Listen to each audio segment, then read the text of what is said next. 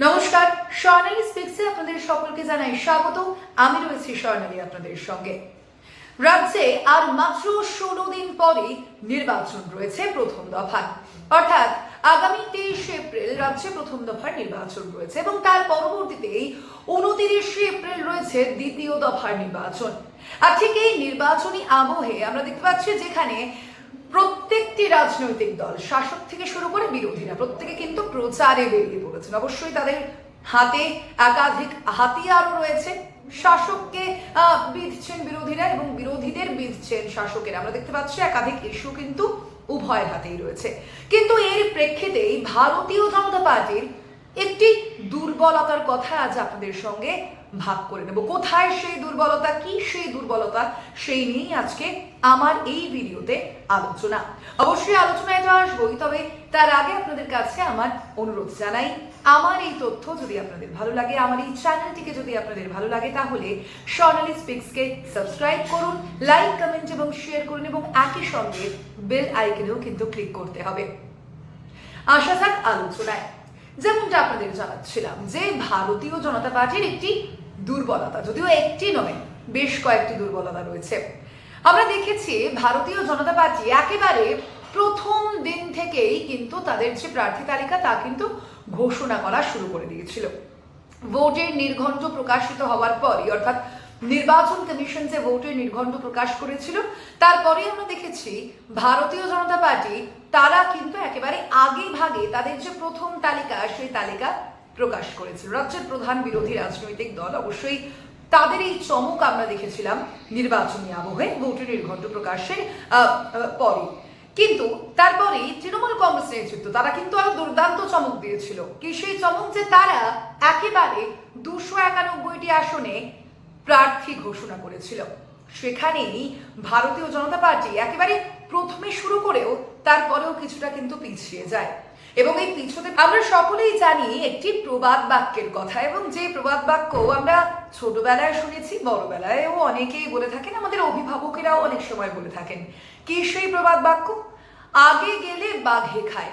আমি জানি না যে সত্যি এই প্রবাদ বাক্যের কতটা বাস্তবায়ন হয় অন্যান্য ক্ষেত্রে, তবে ভারতীয় জনতা পার্টির ক্ষেত্রে যে এই প্রবাদ বাক্যের কিছুটা হলেও বাস্তবায়ন হয়েছে তা কিন্তু বোঝা যাচ্ছে। কেন বলছি আপনাদের? কারণ যেই দলটি একেবারে প্রথমে তাদের প্রার্থী তালিকা প্রকাশ করা শুরু করলো, সেই দলটি একেবারে শেষ পর্যন্ত কবে কি তাদের প্রার্থী তালিকা শেষ করলো, যদি এখনো পর্যন্ত শেষ করেনি, পঞ্চম তালিকা প্রকাশ করেছে তারা, এখনো পর্যন্ত একটি আসন কিন্তু বাকি রয়েছে। পঞ্চম তালিকা প্রকাশ করেছে তারা 4 এপ্রিল। আর শুরু কবে হয়েছিল জানেন? প্রায় 1 মাস আগে, 16ই মার্চ।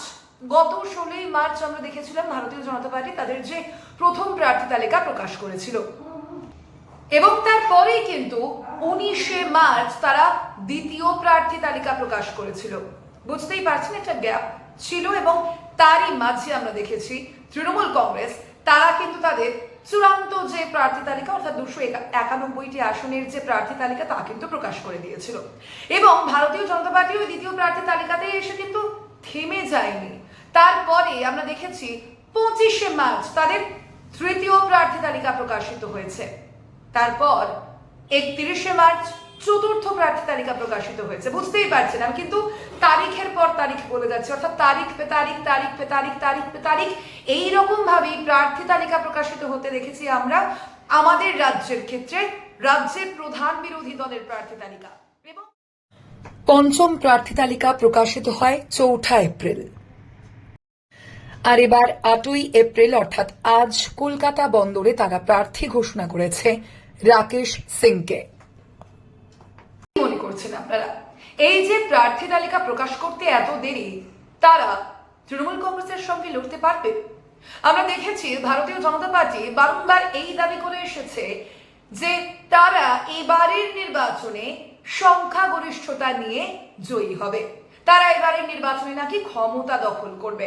আমরা দেখেছি এর আগে অমিত শাহ, অর্থাৎ কেন্দ্রীয় স্বরাষ্ট্রমন্ত্রী অমিত শাহ থেকে শুরু করে প্রধানমন্ত্রী নরেন্দ্র মোদী যখন বারবার বাংলায় এসেছেন, তারা কিন্তু এই কথাটি ঘোষণা করেছেন যে 22টি রাজ্যে ভারতীয় জনতা পার্টির সরকার রয়েছে বা এনডিএ সরকার রয়েছে আমি যদি বলি, কিন্তু বাংলা এবার কিন্তু তাদের লক্ষ্য বাংলা এবং বাংলার ভোট, অবশ্যই 2026-এর নির্বাচন, এবং সেখানেই তারা প্রধান রাজনৈতিক দল হিসেবে তারা সংখ্যাগরিষ্ঠতা লাভ করবে বলে ইতিমধ্যেই বারংবার তাদের এই ঘোষণা আমরা দেখেছি। কিন্তু আদৌ সেই ঘোষণা এবং তার পাশাপাশি বাস্তব এই দুটো ছবি কিন্তু একেবারেই বিপরীত ধর্মী দেখাচ্ছে। যারা এই দাবি করছে সংখ্যাগরিষ্ঠতা নিয়ে আসবে তাদের প্রার্থী তালিকা এইভাবে প্রকাশিত হবে, তাহলে কি একাধিক প্রশ্ন আসছে না? অবশ্যই সাধারণ মানুষ এই প্রশ্ন তুলছে, তাহলে কি ভারতীয় জনতা পার্টির প্রার্থী কম পড়িয়া ছিল? অর্থাৎ ভারতীয় জনতা পার্টির যে সমর্থকরা, কর্মী সমর্থকরা, নেতা হওয়ার জন্য যোগ্য মানুষ, তারা কি কম পড়িয়া ছিল? সেই প্রশ্ন কিন্তু উঠে আসছে। অবশ্যই সেই প্রশ্ন এই নির্বাচনী আবহে যথেষ্টই তাৎপর্যপূর্ণ। একটি ক্ষেত্র তো অবশ্যই আপনাদের জানালাম, তবে তার পাশাপাশি আরো একটি ক্ষেত্র কিন্তু ভুললে চলবে না। কি সেই গুরুত্বপূর্ণ ক্ষেত্র? সেই গুরুত্বপূর্ণ ক্ষেত্র হচ্ছে সংকল্পপত্র।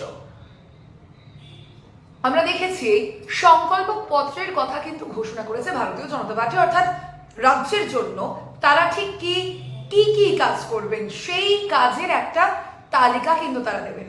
যদি সহজ ভাষায় বলি, অবশ্যই প্রতিশ্রুতি। আমরা দেখে থাকি বিভিন্ন নির্বাচনের আগে একাধিক প্রতিশ্রুতি দিয়ে থাকে শাসক থেকে বিরোধী রাজনৈতিক দলগুলি। অবশ্যই সে কারণেই এই প্রতিশ্রুতি শব্দের সঙ্গে আমরা খুবই পরিচিত, যদিও আমরা এই কবিতার সঙ্গেও পরিচিত যে কেউ কথা রাখেনি কেউ কথা রাখে না, সুনীল গঙ্গোপাধ্যায়ের সেই কবিতা। এবং সেখানে যখনই কেউ প্রতিশ্রুতি দিতে আসে তখনই মনে হয় আদৌ ইনি কথা রাখবেন তো, আদৌ ইনি প্রতিশ্রুতি পূরণ করবেন তো। সেই প্রশ্ন অবশ্যই সাধারণ মানুষের মনে তো থাকেই। তবে সংকল্পপত্র, যে বিষয়ের কথা আপনাদের জানাচ্ছিলাম, এই যে সংকল্পপত্র ঘোষণা করতেও অনেকটাই বেশি ডিলে করে ফেলছে রাজ্যের প্রধান বিরোধী রাজনৈতিক দল। আমরা দেখেছি ইতিমধ্যেই যে অমিত শাহ, অর্থাৎ কেন্দ্রীয় স্বরাষ্ট্রমন্ত্রী অমিত শাহ, তিনি কিন্তু বাংলার একটি চার্জশিট পেশ করেছেন। কি সেই চার্জশিট? মূলত সেখানে রাজ্য সরকার অর্থাৎ তৃণমূলের একাধিক যে দুর্নীতির অভিযোগ আমরা জানি, সেই অভিযোগগুলি একেবারে সম্বলিত আকারে সেখানে তারা পেশ করেছেন এবং সেগুলি তারা মানুষের কাছে তুলে ধরছেন। এখনো পর্যন্ত তাদের সংকল্পপত্র পেশ করা হয়নি এবং বিজেপির যে কর্মী সমর্থকরা রয়েছেন, বিজেপির যে প্রার্থীরা রয়েছেন, তাদের হাতে কি আছে? শুধুমাত্র এই চার্জশিট। অর্থাৎ কি, যে রাজ্যের শাসক দলের বিরুদ্ধে যে একাধিক অভিযোগে তারা সরব হয়েছে, একাধিক অভিযোগ ইতিমধ্যেই এসেছে, সেই অভিযোগগুলি নিয়েই কিন্তু তারা সাধারণ মানুষের কাছে যাচ্ছেন। অর্থাৎ কি, যে রাজ্য সরকার অর্থাৎ বর্তমানের যে রাজ্যের শাসক দল, তারা রাজ্যবাসীর জন্য বা রাজ্যের জন্য কি কি করতে পারেনি তার একটা তালিকা নিয়ে বিজেপি প্রার্থীরা তারা সাধারণ মানুষের কাছে হাজির হচ্ছেন, আমরা দেখতে পাচ্ছি। অবশ্যই বিজেপির কর্মী সমর্থকরাও কিন্তু তাই করছেন, কিন্তু তাদের হাতে কোনো সংকল্পপত্র নেই। অর্থাৎ কি, তাদের হাতে এই বিষয়টি জানা নেই যে তারা যদি এবছর অর্থাৎ 2026-এর বিধানসভা নির্বাচনে যদি রাজ্যে ক্ষমতায় আসে, তারপর তারা কি করবে। এই বিষয়টা কিন্তু কেউ জানে না। অর্থাৎ ভারতীয় জনতা পার্টির একেবারে শীর্ষ নেতৃত্বও জানে না, একেবারে নিচুতলার কর্মীরাও জানে না। কেন বলছি শীর্ষ নেতৃত্ব জানে না? কারণ যদি তারা জেনেও থাকেন, মনে মনে রাখলে তো তা হবে না, সাধারণ মানুষের কাছে তো তা পৌঁছে দিতে হবে, সেই বার্তা পৌঁছে দিতে হবে যে কেন মানুষ আপনাদের চয়েস করবেন এবারের অর্থাৎ 2026-এর বিধানসভা নির্বাচনের ক্ষেত্রে। আমরা আর যেখানে একদিকে যেমন এই প্রার্থী তালিকায় তারা প্রকাশে দেরি করেছে আমরা দেখেছি, এবং তার পাশাপাশি সংকল্পপত্র প্রকাশেও দেরি করছে, এখানে এই যে দুটি দিকেই দেরি হয়ে যাচ্ছে, আদতে এর ছাপ কি পড়বে না 2026-এর বিধানসভা নির্বাচনে ভারতীয় জনতা পার্টির? ফলে কি মনে করছেন আপনারা? রাজনৈতিক বিশ্লেষকরা কিন্তু বলছেন এর একটা ছাপ যথেষ্টই পড়তে পারে 2026-এর বিধানসভা নির্বাচনে। আবার কেউ কেউ বলছেন যে তৃণমূলের মতো এত শক্তিশালী একটি সংগঠন, যাদের দীর্ঘদিন ধরে যারা রাজ্যে রয়েছে, 15 বছর ধরে যারা রাজ্যে রয়েছে, তাদের যে সংগঠন, সেই সংগঠনের সঙ্গে ভারতীয় জনতা পার্টি রাজ্যের প্রধান বিরোধী রাজনৈতিক দল কোট আনকোট, তারা কি আদৌ লড়াই করতে পারবে? এই প্রশ্নটাও কিন্তু উঠছে। মাত্র আমি প্রশ্নগুলো আপনাদের সামনে রাখছি, তবে এই প্রশ্নগুলো কিন্তু শুধুমাত্র আমার নয়, এই প্রশ্নগুলি সাধারণ মানুষের, এই প্রশ্নগুলি রাজনৈতিক বিশ্লেষকরা তারা কিন্তু ইতিমধ্যেই তুলে আনছেন বিভিন্ন ক্ষেত্রে। অবশ্যই এগুলো আমি আপনাদের সামনে রাখলাম, আপনারা আমাকে উত্তর জানান আমার কমেন্টস বক্সে। অবশ্যই আজকের যে আলোচনা সেই আলোচনা এখানেই শেষ করছে। তবে আলোচনা শেষের আগে আরো একবার আপনাদের কাছে অনুরোধ জানাবো, আমার এই চ্যানেল, আমার যদি এই তথ্য আপনাদের ভালো লেগে থাকে তাহলে স্বর্ণালী স্পিক্সকে অবশ্যই সাবস্ক্রাইব করুন, লাইক, কমেন্ট এবং শেয়ার করুন এবং অবশ্যই বেল আইকনেও ক্লিক করতে কিন্তু ভুলবেন না। ধন্যবাদ, শুভরাত্রি।